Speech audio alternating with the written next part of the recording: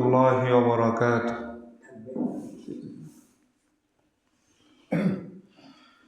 إن الحمد لله والصلاة والسلام عليك يا رسول الله وعلى آله وصحبه وبارك وسلم.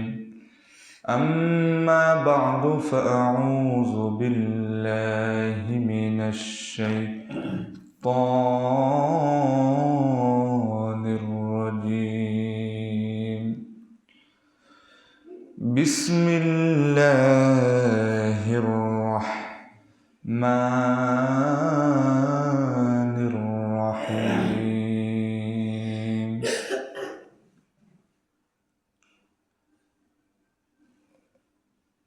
والذين يكنزون الذهب والفضة ولا ينفقونها في سبيل الله فبشرهم بعذاب أليم. وقال تعالى في شان حبيبه: إن الله وملائكته يصلون على النبي يا أيها الذين آمنوا صلوا عليه وسلموا تسليما. نمازের দুরূদ শরীফ পড়ি। اللهم صل على محمد وعلى آل محمد كما صليت على إبراهيم وعلى آل إبراهيم إنك حميد مجيد.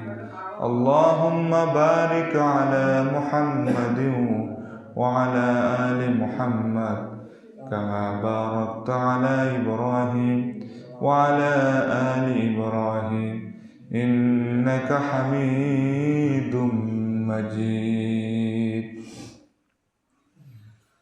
আলহামদুলিল্লাহ, মহান আল্লাহ সুবহানাহু ওয়া তাআলার দরবারে লাখো কোটি শুকরিয়া যে মহান আল্লাহ সুবহানাহু ওয়া তাআলা পবিত্র মাহে রমাদানের দ্বিতীয় জুমা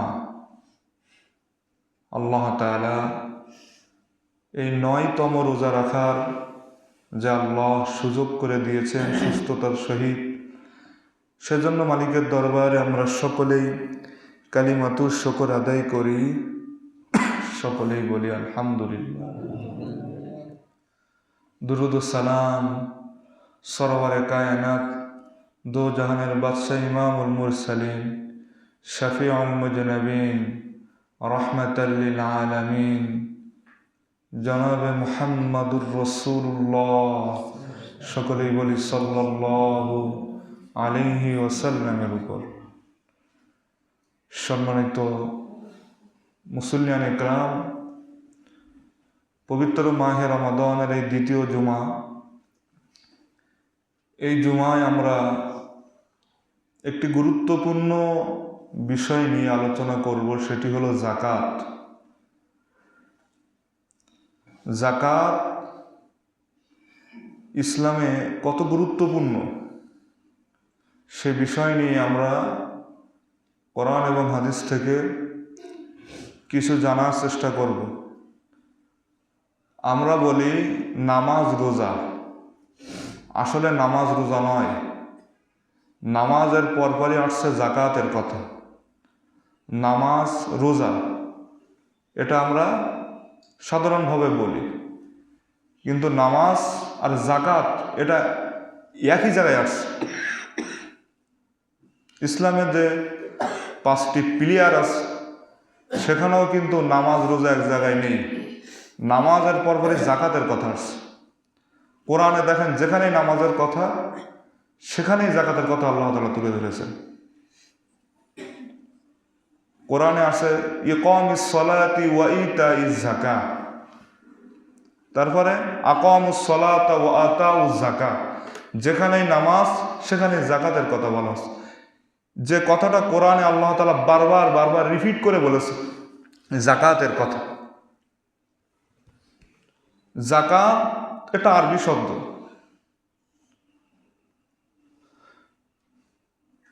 যাকাত এর দুইটা অর্থ হয়। একটা হলো আত-তাহারা, পবিত্রতা, আর দ্বিতীয় নম্বর হলো আন-নামাউ ওয়া জিয়াদা, বৃদ্ধি করা। এখন যাকাত প্রথম অর্থ বললাম পবিত্রতা। তা যাকাতের মাধ্যমে কি পবিত্রতা অর্জন হয়? সাধারণত যাকাতের মাধ্যমে দুইটা জিনিসের পবিত্রতা অর্জন হয়। একটা হলো সম্পদের পবিত্রতা, আর একটা হলো নিজেকে আত্মশুদ্ধি অর্জন করা, পরিশুদ্ধ হওয়া, কৃপণতা থেকে, অহংকারী থেকে, দিমাগী থেকে পবিত্রতা অর্জন করা। তাহলে প্রথম বললাম সম্পদের পবিত্রতা অর্জন হয়। আল্লাহ তাআলা কোরআনুল কারীমের 9 নম্বর সূরা সূরাতুত তাওবা এর 103 নম্বর আয়াতে আল্লাহ তাআলা বলেন, খুয মিন আমওয়ালিহিম সাদাকাতান তুতাহহিরুহুম ওয়া তুযাক্কিহিম বিহা। আল্লাহ তাআলা বলেন, নবীজিকে বলতেছেন যে আপনি তাদের কাছ থেকে সদকা নেন, নিয়ে তাদেরকে পবিত্র করে দেন। সুবহানাল্লাহ। তাহলে যাকাতের একটা অর্থ কি দাঁড়ালো? যে পবিত্রতা অর্জন হয়। আপনার সম্পদ পবিত্র যদি করতে চান, তাহলে উত্তম মাধ্যম হলো যাকাত দেওয়া। এটা একটা অর্থ। এই যাকাতের মাধ্যমে যে আপনি পবিত্রতা অর্জন করবেন, যাকাত দেওয়ার পরে যদি আপনি নিজেকে পরিশুদ্ধ না করতে পারেন হিংসা থেকে, কৃপণতা থেকে, অহংকারী থেকে, তাহলে যাকাতের উদ্দেশ্য আমি আপনি হাসিল করতে পারবো না। সম্মানিত মুসল্লি, আমি কেন যাকাতের মাধ্যমে যারা পরিশুদ্ধ হতে পারবে না, তাদের সম্পর্কে আল্লাহ তাআলা কোরআনে বলেছেন। কোরআনুল কারীমের 92 নম্বর সূরা সূরাতুল লাইলের 14 নম্বর আয়াতে আল্লাহ তাআলা বলেন, ফাআনজারতুকুম নারান তালাজ্জা লা ইয়াসলাহা ইল্লাল আশকা আল্লাযী কাযযাবা ওয়া তাওয়াল্লা ওয়া সায়ুজান্নাবুহাল আতকা আল্লাযী ইউতি মালাহু ইয়াতাযাক্কা। আল্লাহ তাআলা বলতেছেন, অতঃপর তাদেরকে আগুনের অগ্নিশিখা সম্পর্কে আমি সতর্ক করছি। যারা গাফেল রয়েছে, যারা হতভাগা, তারাই শুধু এই আগুনের অগ্নিশিখায় প্রবেশ করবে। যারা আল্লাহর আয়াতকে অস্বীকার করেছে, তারা আগুনের অগ্নিশিখায় প্রবেশ করবে। আল্লাহ তাআলা তাদেরকেই বাঁচায় দিবেন। যারা আল্লাযী ইউতি মালাহু ইয়াতাযাক্কা, যারা যাকাতের মাধ্যমে নিজেকে পরিশুদ্ধ করতে পারবে, তাদেরকেই আল্লাহ তাআলা এই আগুনের অগ্নিশিখা থেকে বাঁচায়া দিবে। সুবহানাল্লাহ। সুতরাং যাকাত দিলেই হইবে না, যাকাতের মাধ্যমে আপনাকে আমাকে কি করতে হবে? পরিশুদ্ধ অর্জন করতে হইবে। কৃপণতা থেকে, অহংকারী তাকাব্বুরি থেকে কি করতে হবে? ফিরে আসতে হইবে। যাকাতের মাধ্যমে যদি এইটা আপনি আমি না করতে পারি, তাহলে কি হবে না? আপনার আমার যাকাতের উদ্দেশ্য হাসিল হবে না। খুব গুরুত্বপূর্ণ বিষয়। যাকাত এবং নামাজ পাশাপাশি। আমরা মনে করি নামাজ আর রোজা, নামাজ রোজা হজ যাকাত না। নামাজ রোজা হজ যাকাত না, নামাজ যাকাত। নামাজ তারপরে কি? যাকাত। নামাজ আর যাকাত এরকম পাশাপাশি। এই পাশাপাশি, নামাজ রোজা পাশাপাশি না। রোজা হলো সবার শেষে, রোজা হলো সবার কি শেষে, যেটা এখন চলতেছে। নামাজ আর যাকাত, এটা হলো জাকাতটা আছে 3 নম্বরে। আমি আস্তে আস্তে বলছি, দেখেন খুব খেয়াল করে। তাহলে আমরা আলোচনা করতেছি যে জাকাতের পবিত্রতা অর্জন হয় দুই ধরনের, একটা হলো সম্পদের, আর একটা হলো আত্মশুদ্ধি, পরিশুদ্ধ হওয়া যায়। তাহলে সম্পদের পবিত্রতা আর নিজেকে পবিত্রতা হওয়া যায়, এই দুটা বললাম। জাকাতের দ্বিতীয় অর্থ যেটা বললাম, আর নামা উয়া জিয়াদা, তার মানে হলো কি বৃদ্ধি করা, বৃদ্ধি পাওয়া, সম্পদ বাড়ে, জাকাতের মাধ্যমে সম্পদ বাড়ে। এখন আমরা বাহ্যিক দৃষ্টিকে দেখতেছি যে জাকাতের মাধ্যমে আমাদের সম্পদ কি হচ্ছে, কমে যাচ্ছে। তাহলে সম্পদ বাড়ে কিভাবে? আমরা দেখতেছি সম্পদ কমতেছে, তাহলে সম্পদ বাড়ে কিভাবে? ওমান আসদাকু মিনাল্লাহি কিলা, আল্লাহ তাআলা যেটা বলেন তার থেকে সত্য কথা কি হতে পারে? তাহলে সম্পদ বাড়ে কিভাবে? এটা যদি আমি আপনাকে বুঝাই, দেখেন আমি সামাজিকভাবে মানে আঞ্চলিকভাবে বুঝাইতেছি। মনে করেন নাজিমগঞ্জ বাজারে দুটো তিনটে দোকানের মালিক আপনি, কারণ আপনার উপর জাকাত ফরজ হয়েছে। এখন আপনি দেখে দেখে দুই তিনজনকে জাকাত দিলেন। আপনার জাকাতের যে সম্পদ, যে টাকা পয়সা যেটা হিসাব করে আসতেছে, এটা পরে বলছি কত টাকা হলে জাকাত হয় না হয়, এটা পরে বলছি সবার শেষে, আগে এগুলো বলে নেই। এখন আপনি দুটো তিনটে মানুষকে জাকাত দিলেন। এই কথার ভিতরে আর একটা কথা বলে যায়, ভাই আমরা জাকাতের অর্থই বুঝি না। সেটা হলো গণহারে আপনি কেন জাকাত দেবেন? আপনি মাত্র দুটো তিনটে মানুষকে জাকাত দেন। কটা মানুষকে? দুইজন বা তিনজনকে জাকাত দেন। আপনার মনে করেন 1 লাখ টাকা জাকাতের, 1 লাখ টাকা জাকাত আপনার ওপরে ফরজ হয়েছে। আপনি সেই 1 লাখ টাকা দিয়ে একজনের একটা ভ্যান কিনে দেন, আর একজনের একটা ভাজার দোকান বানায় দেন। আপনি এটা করান না, আমরা করি কি, এর 500 টাকা দেয়, ওর 200 টাকা দে, এইভাবে 10-15-20 জনকে দে। এদের ছাতা লাভ কি? এ ছাতা কোনো লাভ হচ্ছে না তো। এবার প্রত্যেক বছর ওই জাকাতের টাকা খাচ্ছে। আপনি জাকাতের টাকা দিবেন এমনভাবে যেন সামনের বছর সেও জাকাত দেওয়ার উপযোগী হয়ে যায়, এর নামই জাকাত। সুবহান। কিন্তু গণহারে 500 টাকা 200 টাকা করে এভাবে কি আপনি দিয়ে তো কি হবে? এটা কোনো ফায়দা হচ্ছে? জাকাতের অর্থই আমরা বুঝি না। খুব খেয়াল ভাই, খুব খেয়াল। জাকাত আর নামাজ একদম পাশাপাশি। নামাজ যেমন ফরজ, জাকাত তেমন ফরজ।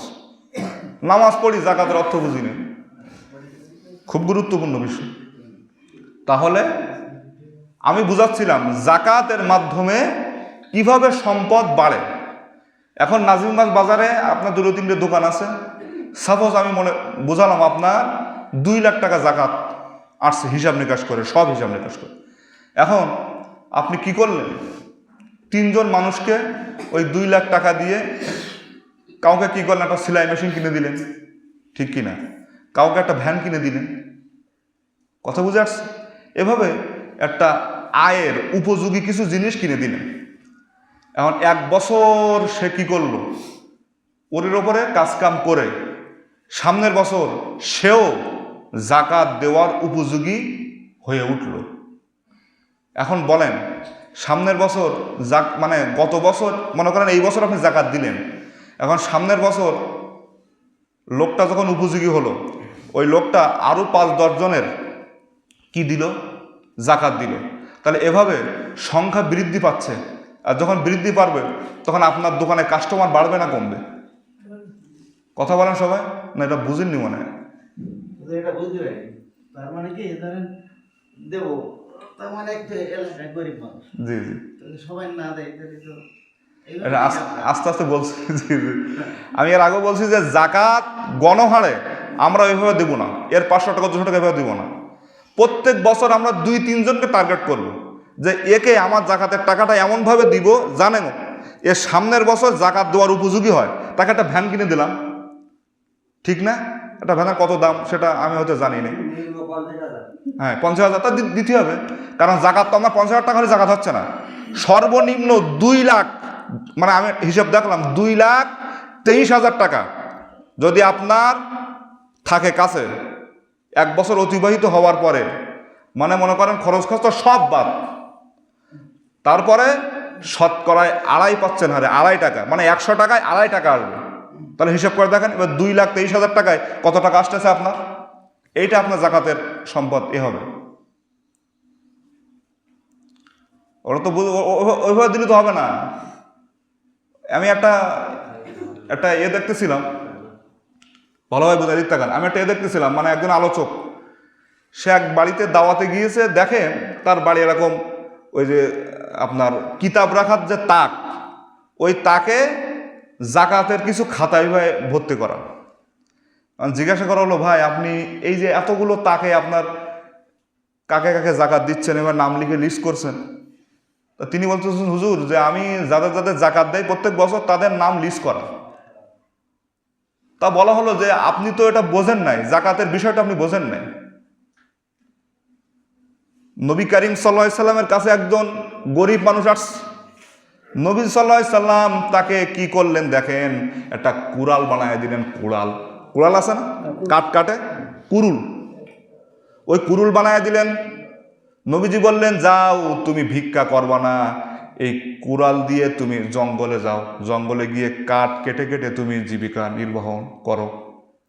তিনি জঙ্গলে গিয়ে কাঠ কেটে কেটে, দেখা যাচ্ছে সামনের বছর 1 বছর পরে সেও এত সম্পদের মালিক হয়েছে, সেও মানুষকে জাকাত দেওয়ার উপযোগী হয়ে গিয়েছে। তা নবীজি তো 100-200 টাকা দিয়ে বা কিছু দিরহাম দিয়ে বলতো, যাও তুমি চলে যাও।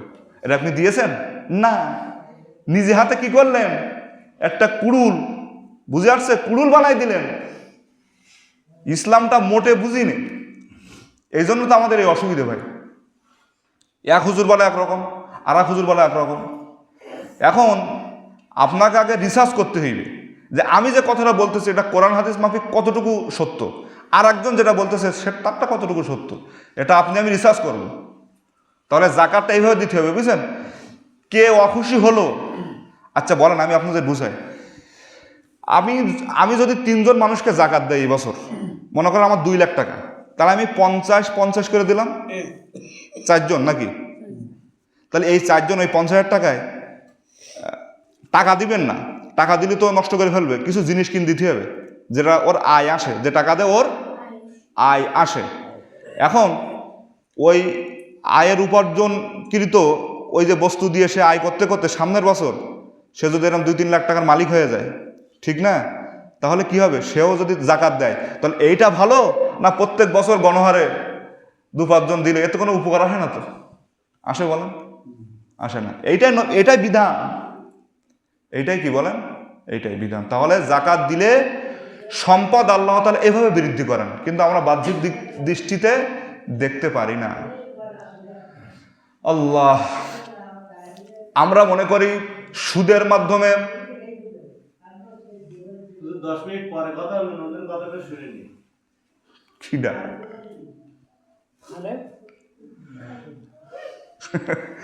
সমস্যা খুব বুঝজ্ঞান না থাকে, হ্যাঁ। আচ্ছা যাক, বুঝিনি, আমরা এদিকে খেয়াল করি।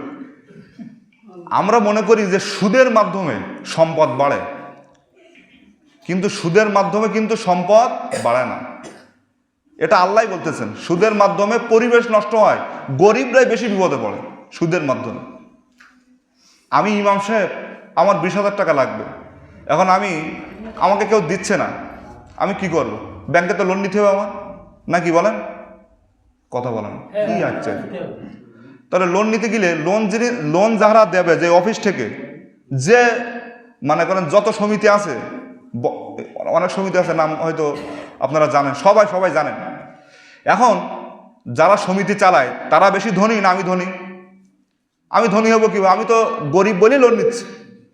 তাহলে তারা আমার কাছ থেকে দিয়ে খাচ্ছে, ঠিক না? তাহলে সুদের মাধ্যমে গরিব মানুষ বিপদে পড়ে। এজন্য আল্লাহ তাআলা কোরআনুল কারীমের 30 নম্বর সূরা রুমের 39 নম্বর আয়াতে আল্লাহ তাআলা বলেন, ওয়ামা আতাইতুম মির রিবাল লিয়ারবুয়া ফি আমওয়ালিন নাস। আল্লাহ তাআলা বলেন, সুদের মাধ্যমে সম্পদ বাড়ে না, আসলে সম্পদ নষ্ট হয়, পরিবেশ নষ্ট হয়।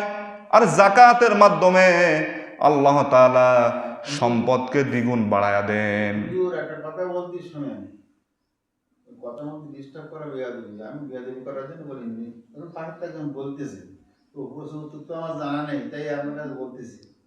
ও যে কি বলতে তা তো আমি শুনতেই পারিনি, বলতেছে এখন তাই লোক পাওয়া যায় না, কাজের লোক পাওয়া যায় না। আর যদি একজনের 20,000 25,000 টাকা দেওয়া হয়, ও যদি সলভেন্ট হয়ে যায়, সুস্থই যায়, তো জোরই পাওয়া যাবে না বলতেছে। একটা হইল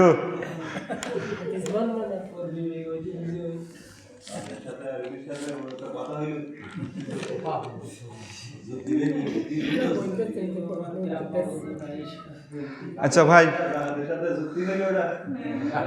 আচ্ছা যাক, ওই ওই সময় চলে যাচ্ছে ভাই, এই এই আলোচনার সামনের সময় আর টানতে পারবো না। জি জি, সময় নষ্ট হয়ে যাবে। তাহলে সুদের মাধ্যমে কি হয় আমার ভাই? সম্পদ বাড়ে না, আমাদের সম্পদ কি হয়? গরিবের সম্পদ বড় লোকে খায়। আর জাকাতের মাধ্যমে আল্লাহ তাআলা বলেন ধনীদের কাছ থেকে নাও আর গরিবদেরকে বিলাইয়া দাও। সুবহান। আর সুদ কি করো? গরিবের কাছ থেকে খাও আর গরিবের কাছ থেকে খাও, ধনীদের বিলাইয়া দাও। ঠিক না? এজন্য আল্লাহ তাআলা সূরাতুল বাকারার ভিতরে 276 নম্বর আয়াতে আল্লাহ তাআলা বলেন ইয়ামহাকুল্লাহুর রিবা ওয়া ইউরবিস সাদাকাত ওয়াল্লাহু লা ইউহিব্বু কুল্লা কাফফারিন আসিম। আল্লাহ তাআলা পৃথিবী থেকে সুদকে নিচ্ছিন্ন করে দিতে চান, আর যাকাতের মাধ্যমে আল্লাহ তাআলা আমাদের সম্পদকে বৃদ্ধি করে দিতে চান। সুবহানাল্লাহ। এটা একমাত্র হবে কোরআনী রাষ্ট্র ব্যবস্থা হলে, এছাড়া কোশ্চিনকালে সুদ বন্ধ হবে না। হয়েছে? এই বন্ধ হয়েছে। আল্লাহ তাআলা বলতেছেন যাকাতের মাধ্যমে আল্লাহ আমাদের সম্পদ বৃদ্ধি করে দিবেন। কিভাবে বৃদ্ধি করবেন? সুন্দর একটি উদাহরণ আল্লাহ কোরআনে দিয়েছেন। কোরআনুল কারীমের সূরাতুল বাকারার 261 নম্বর আয়াতে আল্লাহ তাআলা বলেন মাসালুল লাযীনা ইউনফিকুনা আমওয়ালাহুম ফি সাবিলিল্লাহি কামাসালি হাববাতিন আম্বাতাত সাবআ সানাবিলা ফি কুল্লি সুমবুলাতিন মিআতু হাব্বা ওয়াল্লাহু ইউদাঈফু লিমান ইয়াশা ওয়াল্লাহু ওয়াসিউন আলীম। আল্লাহ তাআলা বলেন যখন কেউ একটা শস্য রোপণ করে, দান করলে, সদকা করলে, যাকাত দিলে কিভাবে সম্পদ আল্লাহ আমাদেরকে বৃদ্ধি করবেন দুনিয়ায় এবং আখিরাতে। দেখেন, যখন কেউ একটা শস্য রোপণ করে, আপনারা যখন ধান চাষ করেন, ধান কিন্তু আগে বীজ রোপণ করা হয়, ওই বীজ থেকে একটা শীষ বাহির হয়, ওই শীষ থেকে 7টা শীষ কিন্তু আবার বাহির হয়। প্রত্যেকটা শীষে আল্লাহ তাআলা 100 করে দানা দেন। কথা বলেন? 100 করে দানা তৈরি করে দেন। আচ্ছা বলেন, একটা ধান গাছ লাগালে কি একটা ধান হয়? যারা ধান চাষে সবাই তো ধান চাষ করে, তাই না? আল্লাহ তাআলা কত সুন্দর একটা উদাহরণ দিলেন কোরআনে। দেখেন যে একটা বীজ রোপণ করলেন, সেই বীজ থেকে একটা গাছ বাহির হলো, সেই গাছ থেকে 7টা শীষ বাহির হলো। প্রত্যেকটা শীষে যদি আল্লাহ তাআলা দেন 100 করে দানা দেন, তাহলে বলেন তো 7 গুণ 100 কত হয়? 700। আল্লাহ তাআলা বলেন এভাবে করে যারা আমার রাস্তায় খরচ করবে, আল্লাহর রাস্তায় খরচ করা মানে গরিবদের বিলায় দেওয়া। আল্লাহ কি খায় নাকি? আল্লাহর রাস্তায় খরচ করা মানে গরিবদের বিলায় দেওয়া। গরিবদেরকে যারা বিলায় দিবেন, আল্লাহ তাআলা বলেন 1 থেকে 700 নয়, ওয়াল্লাহু ইউদাঈফু লিমান ইয়াশা। আল্লাহ তাআলা যত খুশি তত বৃদ্ধি করে দুনিয়াতে তো দিবেন, আর হাসরের ময়দানে তার মাল ফিরায়া দিয়া বোনাস সহ দিয়ে দিবেন। সুবহানাল্লাহ। অনেকটা ডিপোজিটের মতো। ডিপোজিট যারা করে তারা মূল টাকা তো পায়, আবার লভ্যাংশ, জায়েজ না জায়েজ কথা বলতেছি না, মূল টাকা পায় আবার লভ্যাংশ পায় না, এরকম। তাহলে যাকাতের মাধ্যমে আল্লাহ তাআলা আমাদের সম্পদকে কি করেন? বৃদ্ধি করে দেন। বুখারীর ভিতরে হাদিস আসছে, হাদিসে কুরসি এটা। আল্লাহ তাআলা বলেন তুমি আমার রাস্তায় খরচ করো, আমি আল্লাহ তাআলাও তোমার রাস্তায় খরচ করব। সুবহানাল্লাহ। আবার মুসলিম শরীফে আসছে, নবী সাল্লাল্লাহু আলাইহি সাল্লাম বলেন যে ব্যক্তি আল্লাহর রাস্তায় সদকা করে, আল্লাহ তাআলা তার সম্পদকে বাড়ায়া দেন।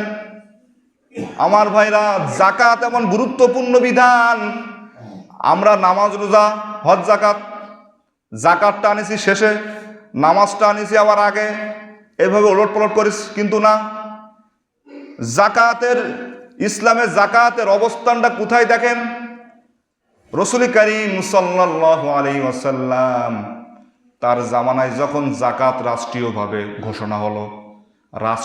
জাকাত ঘোষণা হলো, তখন কি হলো দেখেন, উটের গলার রশি পর্যন্ত জাকাত দিত মানুষ। জাকাত ইসলামকে 5টি পিলিয়ারের উপরে স্তম্ভ করা হয়েছে। একটা বিল্ডিং কয়টা পিলিয়ার লাগে? এই মসজিদে দেখেন কয়টা পিলিয়ার? এই 1 3 আর 3 6, ঠিক না? ইসলামকে 5টি পিলিয়ারের উপরে স্তম্ভ করা হয়েছে। হাদিস শরীফের ভিতরে আসছে, বুনিয়াল ইসলামু আলা খামসি শাহাদাতু আল্লা ইলাহা ইল্লাল্লাহ ওয়া আন্না মুহাম্মাদার রাসূলুল্লাহ। সর্বপ্রথম আল্লাহ রাসূলের উপর ঈমান আনা, ওয়া ইকামিস সালাহ, নামাজ কায়েম করা, ওয়া ইতাইজ যাকাত, 3 নম্বরে যাকাত, ওয়াল হজ, 4 নম্বরে হজ, 5 নম্বরে অসমু রমাদান, 5 নম্বরে রমাদানের রোজা যেটা আমরা এখন পালন করতেছি, তার জাকাতটা আছে 3 নম্বরে। জাকাতটা আছে কয় নম্বরে? আচ্ছা বলেন তো, 3 নম্বর মানে মাঝখানে, ঠিক না? এখন এখানে একটা তাবু তৈরি করলেন, করার পরে 4টা খুঁটি দিলেন 4 কোণায়।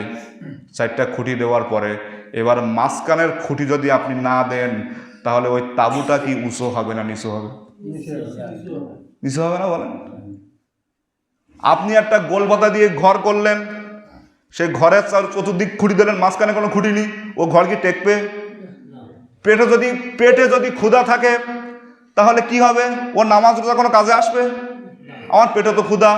আল্লাহ তাআলা জাকাতকে 3 নম্বরের স্থানে রেখে বুঝাচ্ছেন, বান্দা তুমি আর্থিকভাবে যদি কষ্টে থাকো, তাহলে তোমার চতুর্দিকের ইবাদত নষ্ট হবে। এজন্য আর্থিক কষ্ট দূর করার জন্য আল্লাহ জাকাতের বিধান নাজিল করেছে। সুবহানাল্লাহ। আর্থিক কষ্ট যেন তোমার ভিতরে না থাকে। কত গুরুত্বপূর্ণ বিধান, কত সুন্দর করে আল্লাহ তাআলা আমাদেরকে বুঝাচ্ছে। এজন্য জাকাত ভিত্তিক অর্থনীতি যদি এদেশে কায়েম হয়, তাহলে কি 2-10 বছরের মধ্যে কোনো গরিব মানুষ খুঁজে পাওয়া যাবে না। এটা মনে হচ্ছে গল্প, আরে ভাই গল্প না। নবীজির জামানায় যখন রাষ্ট্রীয়ভাবে জাকাত কালেকশন করা হতো, এক সময় দেখা গেল ওমর ইবনে আব্দুল আজিজ রহমাতুল্লাহি আলাইহির জামানায় জাকাত কে নেবে এভাবে লোকের বাড়ি বাড়ি ঘুরে বেড়াইতো, কিন্তু জাকাত দেওয়ার মতো একটা লোক পাইতো না। এক লোক জাকাত মানে বস্তা ভর্তি টাকা নিয়ে ঘুরে বেড়াচ্ছে। কথা বুঝে আসছে? এখন আর এক লোক তার আগের থেকে মানে জাকাতের মাল সম্পদ নিয়ে ঘুরতে ঘুরতে ক্লান্ত হয়ে মানে একটা গাছের নিচেই হেলান দিয়ে বসে আছে। এখন যে দ্বিতীয় যে লোকটা, সে লোকটা মনে করছে দূরে যে লোকটা বসে আছে, এতদিন কষ্ট করে ঘুরতেছি, জাকাত কে দেবে, জাকাত কে নেবে, জাকাত দেওয়ার মতো কোনো মানুষ পাচ্ছি না। মনে হয় ওই যে জীর্ণ শীর্ণ একটা লোক গাছের নিচেই বসে আছে, ওই লোকটাকে পাইলেই আমি আমার অর্থগুলো তাকে দিয়ে দেবো, আমার ঘাড়ে যে বোঝা, এই বোঝাগুলো তাকে দিয়ে দিলেই বাঁচব। এখন আনন্দ সহিত সেই লোকের কাছে গিয়ে বলতেছেন, ভাই তুমি ওঠো, আমার এই জাকাতের মালগুলো তুমি গ্রহণ করো আর আমাকে বাঁচাও। জাকাত মানে হলো কি? এটা অপবিত্র সম্পদ। জাকাতের যে টাকাটা, এটা আপনি ভোগ করা মানে আপনার পুরো সম্পদটা নষ্ট। দুধের মধ্যে 2-3 ফোঁটা বা 1 ফোঁটা চেনা যেমন দিলে দুধটাই নষ্ট, ঠিক কিনা বলেন? 100 টাকার ভিতরে আপনি 99.99 টাকা বা 98 টাকা মানে 2.5 টাকা বাদ দিয়ে যেটা হয়, ওইটা যদি আপনি লোককে না দেন, তাহলে পুরোটাই নষ্ট। কথা বুঝে আসছে? 98.5 মনে হয় নাকি 97.5? হ্যাঁ, ভুল হচ্ছে। 97.5 টাকা আপনি ভোগ করেন, আর 2.5 টাকা মানুষকে দেওয়া, আপনার পুরো 100 টাকাটাই হালাল হয়ে যাবে। সুবহানাল্লাহ, কত সুন্দর বিধান আল্লাহ করেছে। এখন যখন ও লোককে ডাকা হয়েছে, লোকটা উঠে বলতেছে, তুমি কি পাগল হয়েছো? তুমি আর জাকাতের মাল নিয়ে কয়দিন ঘুরতেছো? আমি সপ্তাহ পর সপ্তাহ ঘুরতেছি, এরপরও একটা লোককেও পাচ্ছি না যে জাকাতের টাকাগুলো দিয়ে আমি আমার বোঝাকে হালকা করব। মানে যাকে মনে করতেছে তার জাকাত দিবে, সেও কি জাকাতের মাল নিয়ে ঘুরতেছে। জাকাত যে গ্রহণ করবে এমন লোক পাওয়া যায় না। কথা বুঝে আসছে? এজন্য কোরআনের রাষ্ট্রের কথা বললি তো খুব জ্বলে। এই হইল কোরআনের রাষ্ট্র। বোঝো না? বোঝেন কিনা? এই হলো কোরআনের রাষ্ট্র। কোরআনের রাষ্ট্র কায়েম হলে কেউ গরিব মানুষ থাকবে না।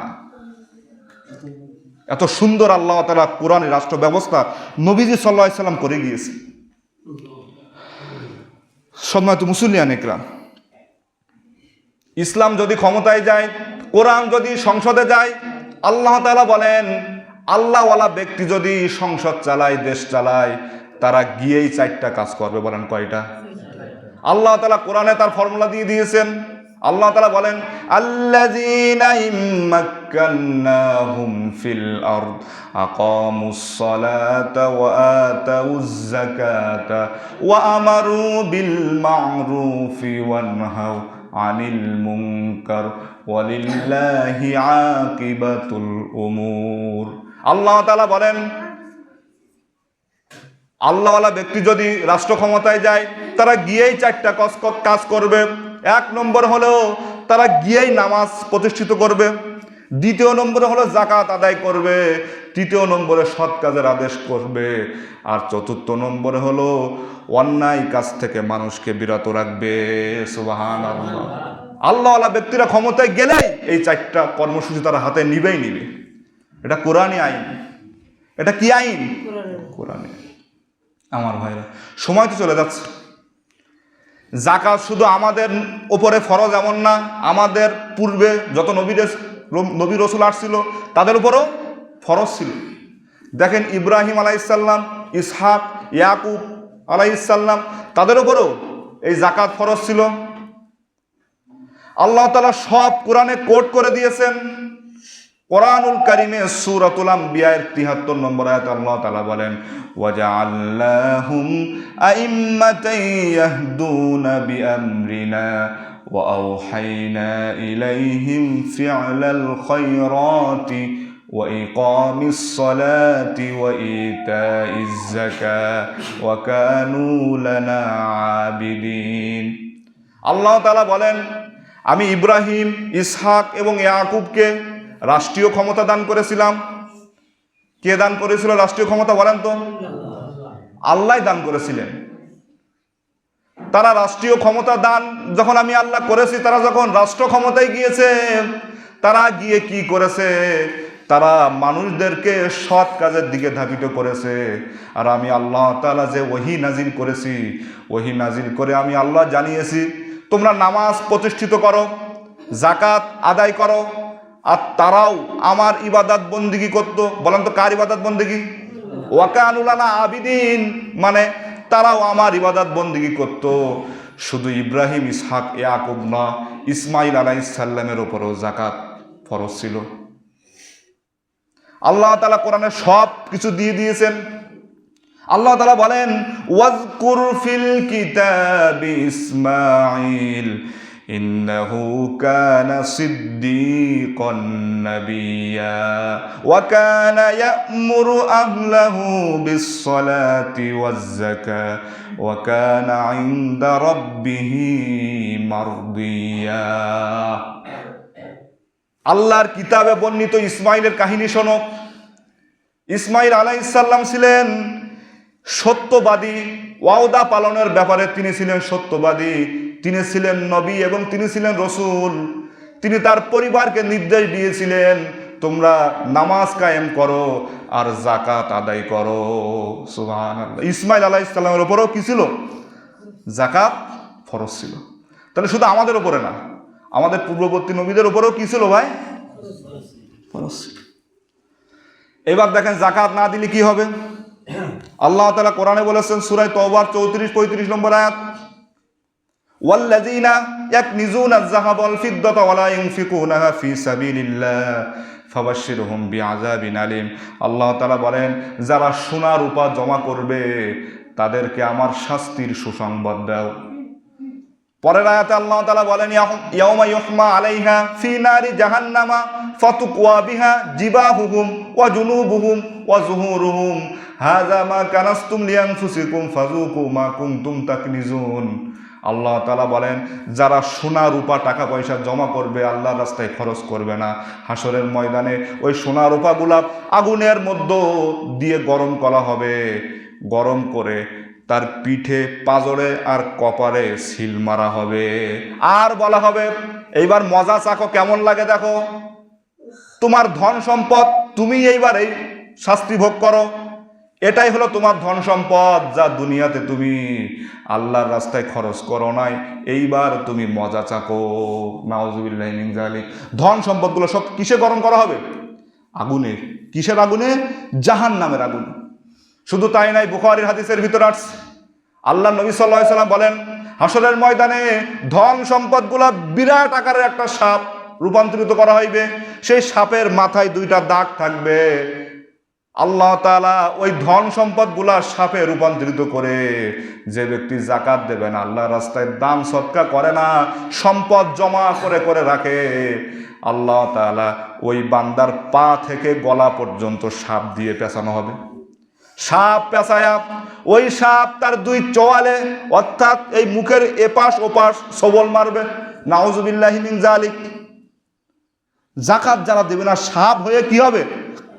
ধ্বংসন করবে। আমার ভাই, দ্রুত বলে যাচ্ছে যেহেতু সময় শেষ। জালেমদের জন্য নিদর্শন স্বরূপ ফিরাউন রয়েছে, ঠিক না? যারা মানুষের উপরে জুলুম করেছে, ফিরাউনের দিকে তাকাও, ফিরাউন কিভাবে ধ্বংস হয়েছে। আর যারা কৃপণতা করেছে, তারা এবার কার দিকে তাকাও? কারুনের দিকে তাকাও। কারুনের নাম শুনেছেন?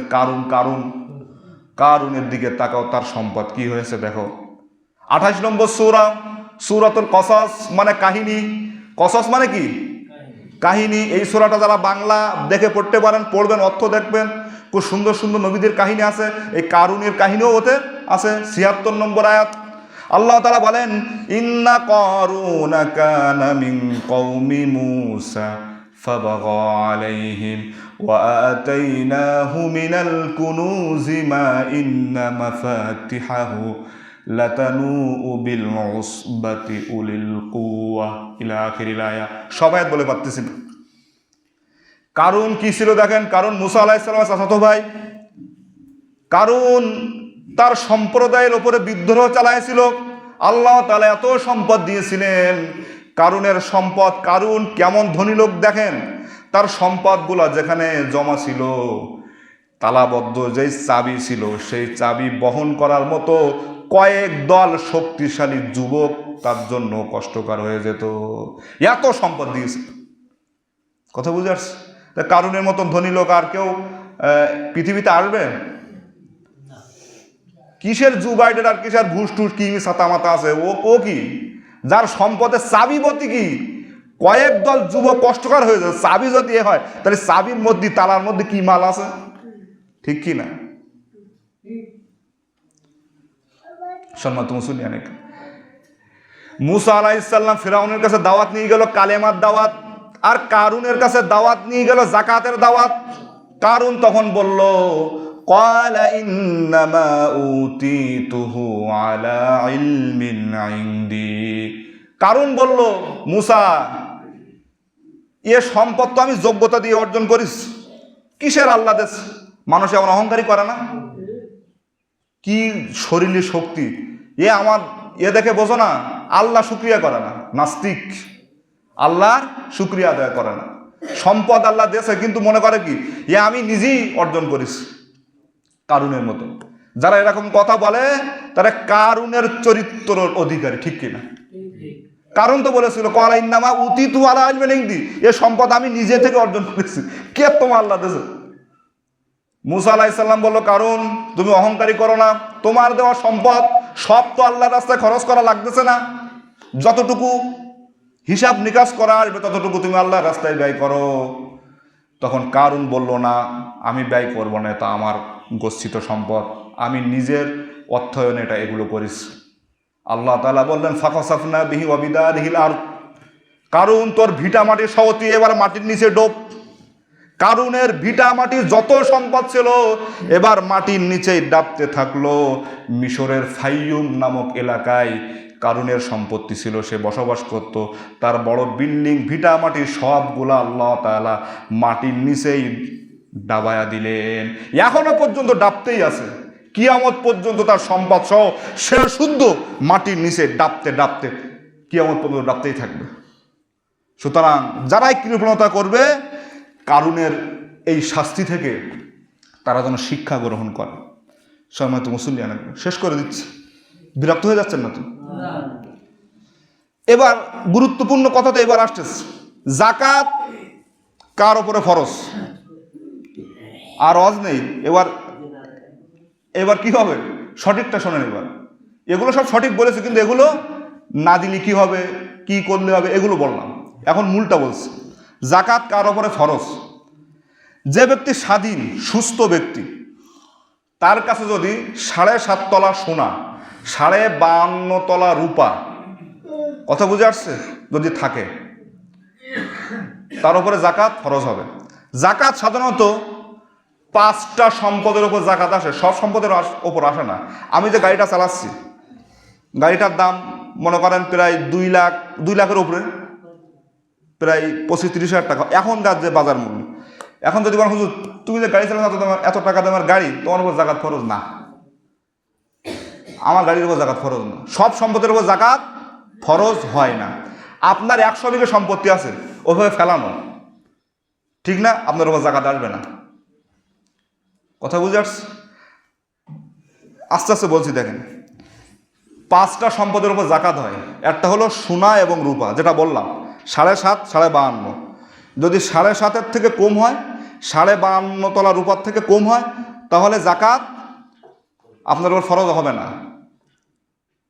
দেখেন এখন অনেকেই বলবে হুজুর আমার বাড়িওয়ালা যে ব্যবহার করে, যেরকম আপনি গাড়ি ব্যবহার করতেছেন, ব্যবহারকৃত সম্পদের উপর যাকাত শুধু সোনা রূপায় আসে, আর অন্য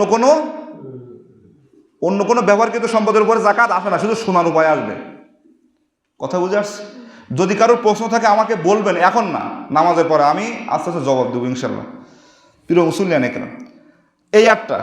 আর একটা হলো নগদ টাকা যদি আপনার কাছ থাকে, 7.5 তলা সোনার দাম কত, 52.5 তলা রূপার দাম কত, এরকম অর্থ 1 বছর অতিবাহিত হয়ে আপনার কাছে পড়ে আছে, খরচ খরচা শপিং মহল, মানে কি আপনার চিকিৎসা, বাচ্চাদের খরচ খরচা সব বাদ দিয়ে রূপা, যেটা আমি বললাম কত 2,23,000 টাকা না, এটা রূপার নিসাব বললাম, রূপার।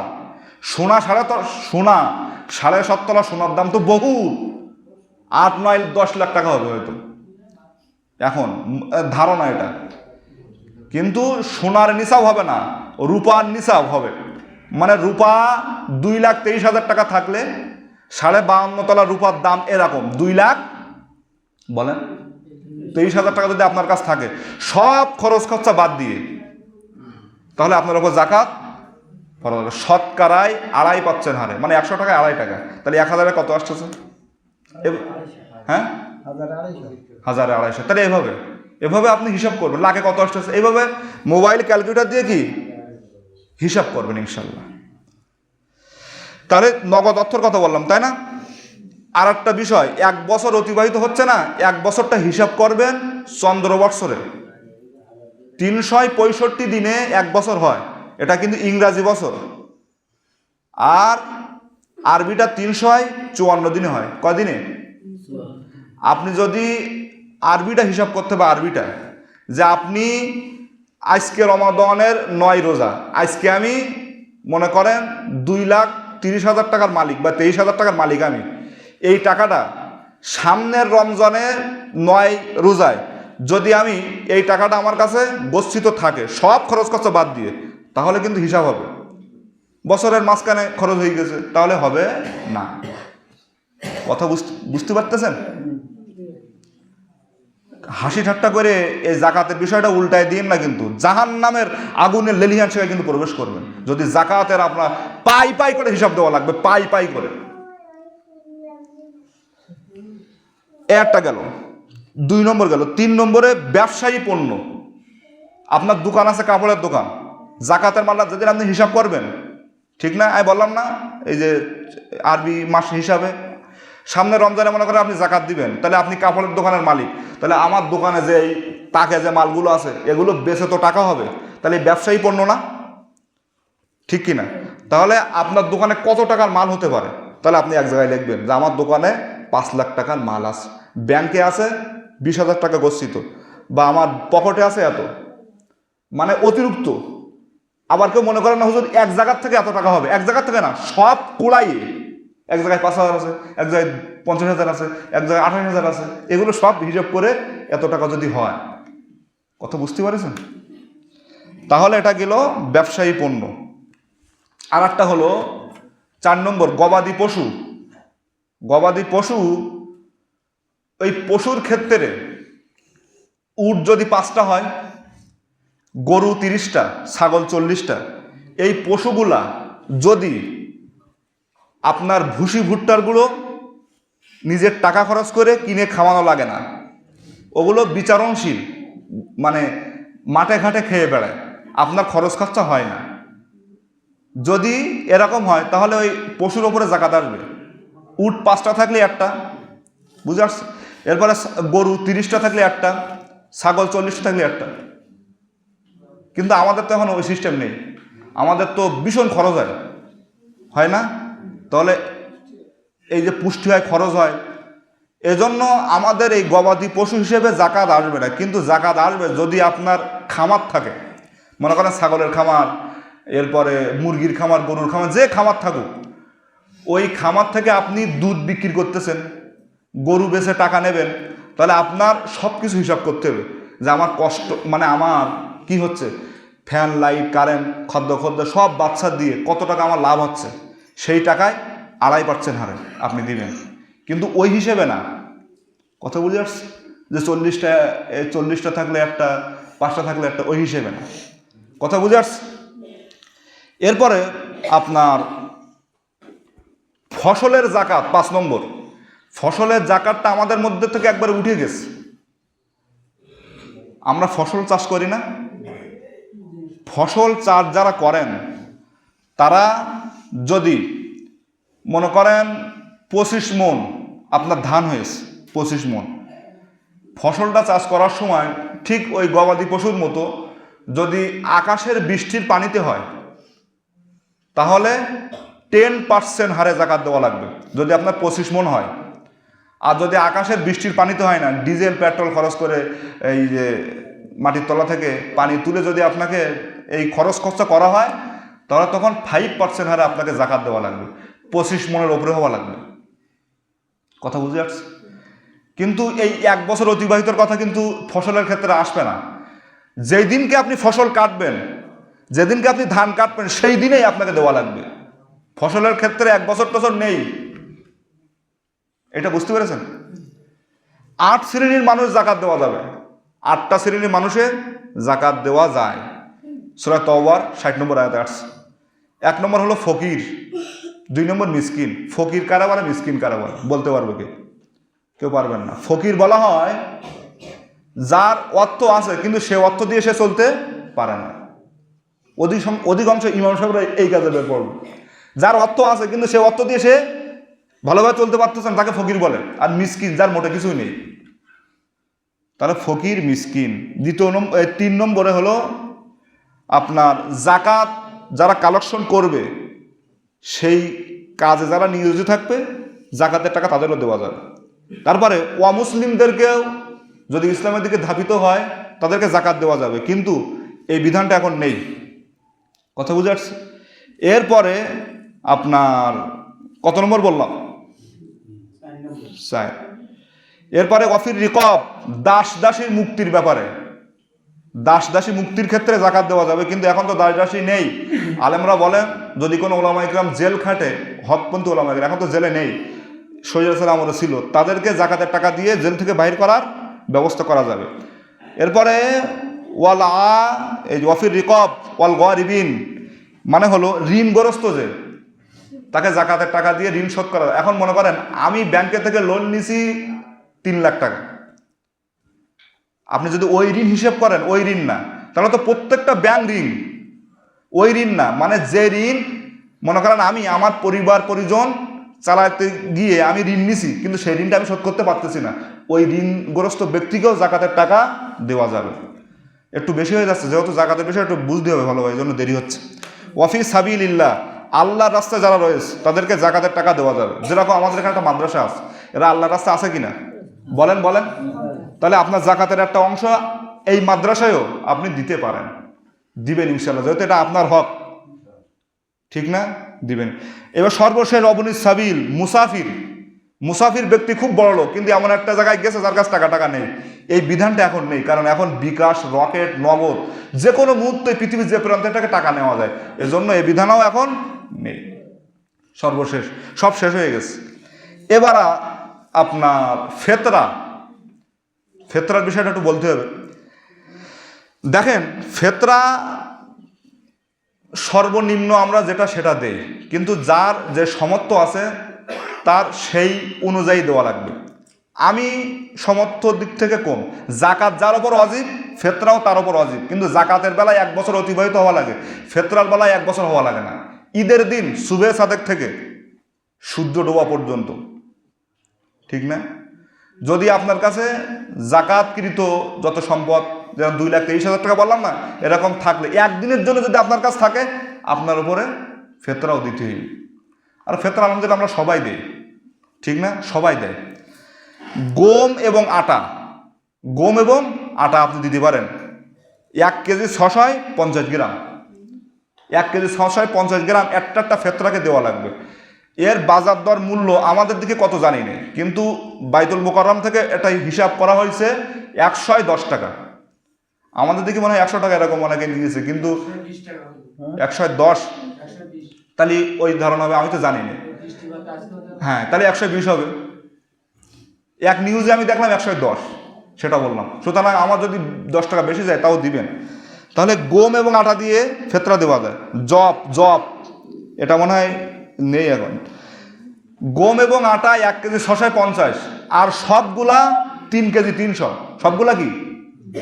আর যেগুলো বলতেছি, জব 3 কেজি 300 গ্রাম, দাম হলো 595। এদিকে কেমন? খেজুর 3 কেজি 300 গ্রাম 2475। এরপরে কিশমিশ 3 কেজি 300 গ্রাম 2640। পনির 3 কেজি 300 8000, এই 2805 টাকা। মানে এটা এক জায়গায় এক দাম। এখন আপনি এই যে খেজুর, জব, তারপরে কিশমিশ যেগুলো বললাম, আপনার সাধ্য অনুযায়ী যেটা আপনি পারবেন সেটা দিবেন। আপনার সাধ্য আছে মনে করেন 595 টাকা করে এক একজনের ফেতরা দেওয়া, আপনি সেখানে মেরি দিচ্ছেন 120 টাকা, হবে না? কারণ আপনার সাধ্য বেশি, আপনি দিচ্ছেন 120 টাকা। কেন 120 টাকা আমি দেবো? আমার আয় কম, তোমার আয় বেশি, এজন্য তোমাকে বেশি দিতে হবে। দেরি হওয়ার জন্য সকলের কাছে ক্ষমা চাচ্ছি। আল্লাহ তাআলা আমাদের যেগুলো বললাম সবগুলা বোঝার তৌফিক দান করুন। যারা বুঝতে পারেন নাই আমার কাছে প্রশ্ন করে জাকাতের টাকা পাই করে হিসাব করে দিব আমরা ইনশাআল্লাহ। ওয়া আখিরু দাওয়ানা আলহামদুলিল্লাহি রাব্বিল আলামিন। নামাজের পরে যুব কমিটি যারা আছেন সকলেই বসে যাবেন, পরামর্শ আছে।